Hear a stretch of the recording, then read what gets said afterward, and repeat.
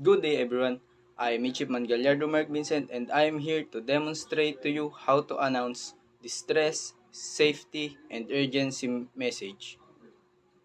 Mayday, Mayday, Mayday. This is MV Sapphire, MMSI 113291560. Call sign Alpha Charlie Kilo Delta. Position at 65 degree 12 decimal 6 minutes north, 008 degree 44 minutes east.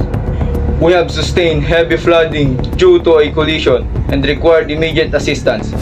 We have 10 persons on board. Over. Panpan, panpan, panpan.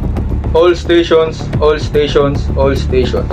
This is 113291560. Call sign Alpha Charlie Kilo Delta. Position at 65 degrees 12 decimal 6 minutes north, 008 degrees 44 minutes east.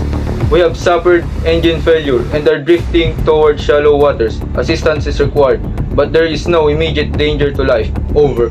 Security, security, security. All stations, all stations, all stations. This is 113291560. Call sign Alpha Charlie Kilo Delta. Position at 65 degrees 12 decimal 6 minutes north, 008 degrees 44 minutes east.